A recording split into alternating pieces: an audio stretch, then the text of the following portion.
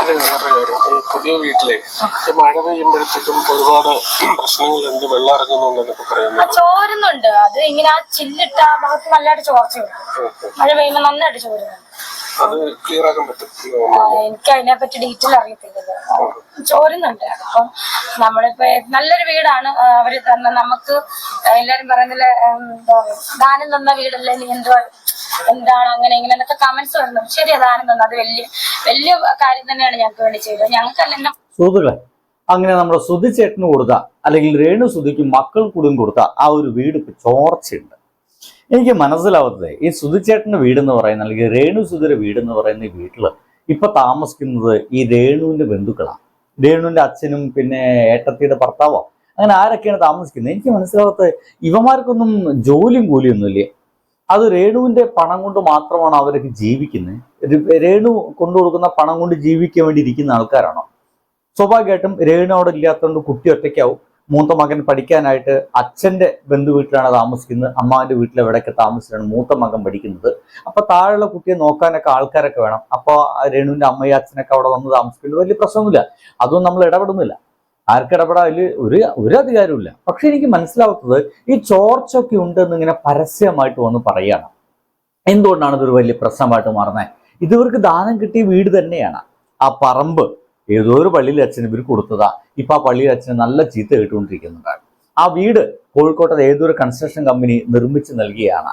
അങ്ങനെ നിർമ്മിച്ച് നൽകിയ ആ വീട് ചോർച്ച ഉണ്ടെന്നൊക്കെ പറയുമ്പോൾ അത് ആ ഒരു കൺസ്ട്രക്ഷൻ കമ്പനിയെ നാറ്റിക്കുന്ന, അവരൊരു ഭയങ്കര അധികം നാറ്റക്കേസിലേക്ക് എത്തിക്കുന്ന ഒരു പരിപാടിയാണ് ഇപ്പോൾ രേണു പരസ്യമായി പറഞ്ഞിരിക്കുന്നത്.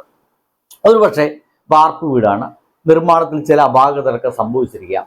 ചിലപ്പോൾ ആ ഒരു ഭംഗി ഉണ്ടാക്കാൻ വേണ്ടിയിട്ട് ചില്ലിന്റെ ഏത് ഭാഗങ്ങളൊക്കെ തുടക്കത്തിൽ രേണു പറയുന്നത് അങ്ങനെ ഏതൊരു ഭാഗത്ത് ചില്ല് ഉപയോഗിച്ചിട്ടുണ്ട്, ആ ഭാഗത്ത് എന്ത് ചോർച്ചയുണ്ട്. നോക്കൂ, ഇത് ആ വീട്ടിൽ നമ്മളെ വീട്ടിൽ നമുക്ക് നമ്മൾ ഉണ്ടാക്കിയൊരു വീട്ടിൽ ഒരു പ്രശ്നം ഉണ്ടെങ്കിൽ ഒരു പക്ഷേ ഒരു 3, 4, 5 വർഷം കഴിഞ്ഞിട്ട് അതിൽ ചിലപ്പോൾ ചോർച്ചയോ മറ്റൊക്കെ ഉണ്ടെങ്കിൽ നമ്മൾ സ്വാഭാവികമായിട്ട് എന്ത് ചെയ്യുക? ചോർച്ച ഉണ്ടെങ്കിൽ ആരെങ്കിലുമൊക്കെ വിളിക്കും. ആ ഒരു ഇന്ന ഭാഗത്ത് ഇന്ന രീതിയിൽ പ്രശ്നമുണ്ട്, അതെങ്ങനെ തീർക്കണം എന്ന് ആലോചിക്കും, അത് തീർക്കും. ഇതാണ് ഏറ്റവും സിമ്പിൾ ആയിട്ടുള്ള പരിപാടി. പക്ഷെ അതിന് പകരം നമ്മൾ ആരും വന്നിട്ട് ഇങ്ങനെ പരസ്യമായിട്ട് ആ വീട് ചോർച്ച ഉണ്ട് എന്ന് പറഞ്ഞു നടക്കാറില്ല. ഇത് ചെയ്യേണ്ട ചോർച്ച ഉണ്ടെങ്കിൽ അവിടെ താമസിക്കുന്ന ആൾക്കാരില്ലേ, അവര് ജോലിക്കൊക്കെ പോകുന്ന ആൾക്കാരല്ലേ, അതൊന്നും ചോർച്ച അടയ്ക്കാനുള്ള ഏർപ്പാട് നടത്തുന്നേ. അതല്ലാതെ ആ വീട് നിർമ്മിച്ച് അല്ലെങ്കിൽ ആൾക്കാര് കാലാകാലവും ആ വീട് മെയിൻറ്റെയിൻ ചെയ്ത് കൊള്ളാം. അതിന് എന്ത് അപകടം വരികയാണെങ്കിൽ എന്ത് പ്രശ്നം വരികയാണെങ്കിൽ അതൊക്കെ അത് ആദ്യം നിർമ്മിച്ച് നൽകിയ അതും വെറുതെ നിർമ്മിച്ച് നൽകിയ ആൾക്കാർ ചെയ്തു കൊള്ളാമെന്ന് വല്ല രേഖയിലുണ്ടോ എനിക്ക് വലിയ പിടുത്തമില്ല. എന്തായാലും ഈ പറയുന്നത് വളരെ മോശമായ സംഗതിയാണ്. ഇപ്പോ ദാനം കിട്ടിയ വീടാണെങ്കിലും അതിപ്പോ നിങ്ങളുടെ വീടാണ്, നിങ്ങളെ മാത്രം വീടാണ്. അത് ഏറ്റവും നന്നായി സൂക്ഷിക്കേണ്ടത് നിങ്ങളാണ്. എന്തായാലും വീട്ടിലെ അകത്തിന്റെ അവസ്ഥ നമ്മൾ ഏകദേശമൊക്കെ കണ്ടു. അപാരമായിട്ടുള്ള കോലാഹലമാണ്. എന്തായാലും ഇതിനിപ്പോ പുറത്തു വല്ല പ്രശ്നം ഉണ്ടെങ്കിൽ അത് തീർക്കേണ്ടത് നിങ്ങളാണ്.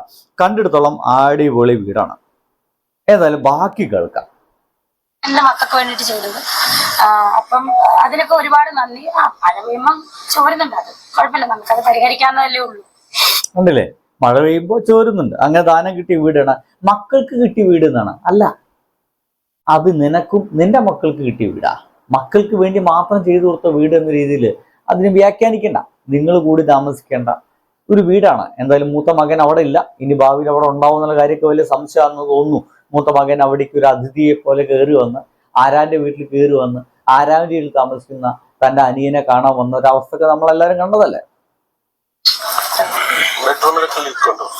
ബെഡ്റൂമില് ഞാൻ കിടക്കുന്നിടത്തില്ല, ഋതപ്പം കിടക്കുന്നിടത്ത് ചോരുന്നുണ്ട്. ഹോളില് നന്നായിട്ടുണ്ട്. ലിവിങ്ങില് ഇല്ല, ഞാൻ അവരുമായിട്ട് കോണ്ടാക്ട് ഒന്നും ഇല്ല. എന്റെ നമ്പരൊന്നും ഇല്ല. എന്തെങ്കിലും കോണ്ടാക്ട് ഉണ്ടെങ്കിൽ വേറെ ആളും എന്റെ പപ്പയാണ് തോന്നുന്നു കോണ്ടാക്ട് ചെയ്യുന്നത്. അവര് ചെയ്തൊക്കെ നല്ല കാര്യം കേട്ടോ. അങ്ങനെ ഒരിക്കലും നമ്മൾ നെഗറ്റീവ് ആണ്. ചോരുന്നുണ്ട്, അല്ലാതെ ആ വീട് വലിയൊരു വീട് തന്നെയാണ്. ഏറ്റവും വലിയൊരു അനുഗ്രഹം തന്നെയാണ് വീട്. കയറി കിടക്കാതെ നമുക്ക് വാടക ഒന്നും കൊടുക്കാതെ അവര് തന്ന വലിയൊരു ഉപകാരം തന്നെയാണ് കുഞ്ഞുങ്ങൾക്ക് വേണ്ടിയിട്ട് കൊടുത്തത്. പിന്നെ ഞങ്ങൾ നിൽക്കുന്നതിനാണോ അറിയില്ല, ഞാൻ ഇങ്ങനെ ചിന്തിക്കുമായിരുന്നു എങ്ങനെയും വല്ല വാടകയ്ക്ക് പോയാൽ. പക്ഷെ അതിനുള്ള കാശ് എൻ്റെ ഇല്ല. അതുകൊണ്ടാണ്, കാരണം ഈ കേട്ട് മടുത്ത് കുഞ്ഞുങ്ങളുടെ വീട്. കുഞ്ഞിനെ ഇപ്പൊ ഒറ്റയ്ക്കാക്കാൻ പറ്റത്തില്ലല്ലോ നമുക്ക്. അല്ല, ഞാനിങ്ങനെ എനിക്ക് ഇതൊക്കെ കേട്ട് ആലോചിക്കുന്നെന്നാണ് ഞാൻ പറഞ്ഞത്. ഞാൻ തീരുമാനിച്ചിട്ടില്ല. കാരണം ഇങ്ങനെ കേട്ട് മടുത്തു. ഏതെല്ലാം കിച്ചു അവിടെ പഠിക്കുമോ കൊല്ലത്ത്. ഋതപ്പനെ ഒറ്റയ്ക്ക് അവിടെ നിർത്താൻ പറ്റത്തില്ല. കുഞ്ഞാണ്, അവന് 5 വയസ്സേ ഉള്ളൂ. 6 വയസ്സായില്ല, 5 വയസ്സിലാണ്. ആ കുഞ്ഞിനെ ആ വീട്ടിനകത്ത് ഒറ്റയ്ക്ക് നിർത്താൻ ആർക്കില്ല പറ്റില്ല. അതുകൊണ്ടാണ് ഞങ്ങൾ താമസിക്കുന്നത്. അതിന്റെ എന്തായാലും അത് കുഴപ്പമൊന്നുമില്ല. ഇപ്പൊ എന്തായാലും ഇപ്പൊ കേട്ട് മടുത്തു എന്നുള്ളതാണ്. ഇത്തരം ചോദ്യങ്ങൾ, ഇതൊക്കെ ഒരു അനാവശ്യ ചോദ്യങ്ങളാണ് ഈ വന്ന് ചോദിക്കുന്നത്. അങ്ങനെ എന്ത് ചോദ്യങ്ങൾ ചോദിക്കുകയാണെങ്കിലും അതിനൊക്കെ ഒന്ന് പ്രതികരിക്കാതിരുന്ന, ഞാൻ പറയുന്ന ഒരു സിമ്പിൾ ഐഡിയ ആണ്. ഇങ്ങനെയുള്ള ചില കൊണാപ്പിച്ച ചോദ്യങ്ങളൊക്കെ ഈ ചാനൽ പ്രവർത്തകർ ഒന്ന് ചോദിക്കും. അതിനൊക്കെ ഇമ്മാതിരി മറുപടികൾ പറയാതിരുന്നു കഴിഞ്ഞാൽ തന്നെ നിങ്ങൾക്ക് വളരെ സ്വസ്ഥമായിട്ടുള്ള ജീവിതം മുന്നോട്ട് പോകാൻ സാധിക്കും. ഇനിയിപ്പോൾ വീട്ടിലേക്ക് മറ്റാൾ കയറി അവിടെ ആകെ എന്താ പറയുക അലങ്കോലമായി കെടുക്കുകയാണല്ലോ എന്ന് ചോദിക്കുമ്പോൾ നോ റെസ്പോൺസ്, മിണ്ടാകൂത്തിരിക്കുക. ഇനിയിപ്പോൾ വീട് ചോരുന്നുണ്ടെന്ന് കേട്ടല്ലോ. ഈ വീട് ചോരുന്നുണ്ടെന്ന് കേട്ടത് എന്തായാലും വീട്ടിലത്തെ ഉള്ളിലത്തെ ആൾക്കാർ പറഞ്ഞില്ലല്ലോ, താങ്കൾ തന്നെ പറഞ്ഞിട്ടായിരിക്കില്ലേ ഇത്. ഈ ചാനൽ പ്രവർത്തകർ അറിഞ്ഞിട്ടുണ്ടായിരിക്കുക. അപ്പോൾ ഇതിങ്ങനെ പറഞ്ഞ് അടക്കണം. മിണ്ടാതെ ചോർച്ചുണ്ടെങ്കിൽ അതിന് അടയ്ക്കുള്ള ഏർപ്പാട് നടത്തിക്കൂടെ? അവിടെ കുറേ എണ്ണം താമസിക്കുന്നുണ്ടല്ലോ, അവർ കൂലിക്കൊക്കെ പോകുന്നില്ലേ? അവന്മാർക്ക് അത് അടയ്ക്കാൻ മാത്രം പൈസ ഒന്നും കിട്ടുന്നില്ലേ? അതോ ഇതിനു വേണ്ടി നിങ്ങൾ എന്നെ സമ്പാദിച്ചു കൊണ്ടു കൊടുക്കണോ? അറിയില്ല. ഇമ്മാതിരി കഷ്ടപ്പാടാണാവോ. കേൾക്കാവുന്നതിന്റെ മാക്സിമം കേട്ടു. ബക്കറ്റ് ദാനവല്ലേടി, ചവിട്ടി ദാനവല്ലേടി എന്നൊക്കെ പറഞ്ഞ കുറെ കേൾക്കുന്നുണ്ട്. ഞാൻ ആലോചിച്ച് കുറച്ച് പൈസ ആയിരുന്നു എങ്ങനെയും വാടകയ്ക്ക് താമസിക്കണമെന്നൊക്കെ ഇങ്ങനെ ഒരു ചിന്തയുള്ളൂ. എനിക്കറിയില്ല എന്താ. മക്കളുടെ വീടാണ്, നമുക്ക് താമസിക്കാം. പക്ഷെ ഈ ആൾക്കാർ വെറുതെ ഓരോന്നും സത്യം അറിയാതെ പറഞ്ഞുകൊണ്ടിരിക്കുകയാണ്. അതിന്റെ ഒരു ചെറിയ വിഷമം. അതാണല്ലോ ഇപ്പൊ നടന്നുകൊണ്ടിരിക്കുന്നത്. ഞാൻ വലിയ ആളായതോ ഒന്നും ഇന്നുവരെ ഞാൻ പറഞ്ഞിട്ടില്ല, പറയത്തുമില്ല. എന്താ പറയാ, എനിക്കൊരാള് സ്നേഹത്തോടെ ഒരു മുട്ടായി തന്നാൽ പോലും എന്നും ഞാൻ അവർക്ക് വേണ്ടി പ്രാർത്ഥിക്കാറുണ്ട്, അവരെ പറ്റി ഓർക്കാറുണ്ട്. അവർക്ക് എന്നും നന്ദിയുള്ളവളായിട്ട് തന്നെയാണ്. പിന്നെ എന്തുകൊണ്ടാണ് ഇങ്ങനെ നെഗറ്റീവ് അടിക്കുന്നത് എനിക്കറിയില്ല. ഒരുപാട് ആൾക്കാർ സ്ട്രഗിൾ ചെയ്യുന്നുണ്ട് ഇതുപോലെ ഒന്ന് ആകാൻ വേണ്ടിട്ട്. ഒരാളെ തിരിച്ചറിയാം. വളർച്ച എന്ന് പറയുന്നത് പെട്ടെന്നായിരുന്നു. അതുകൊണ്ട് തന്നെ സ്വാഭാവികമായിട്ടും ആൾക്കാർക്ക് എങ്ങനെ ഉണ്ടാവും അല്ലേ?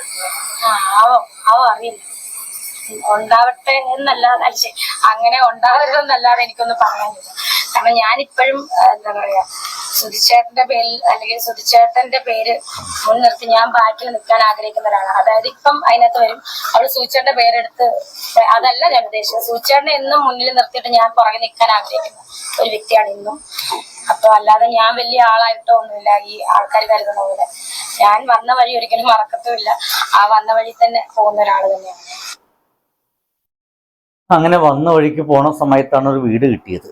എന്നാൽ അത് മോശം കാര്യമൊന്നുമല്ല, വീടൊക്കെ കിട്ടി. പക്ഷെ ഇവിടുത്തെ ഒരു വലിയ വിഷയം എന്താ വെച്ച് കഴിഞ്ഞാൽ, ഇങ്ങനെ കിട്ടിയ വീട്, എൻ്റെ പൊന്നു ശ്രീയെ, അത് നിങ്ങളിങ്ങനെ പറയരുത്.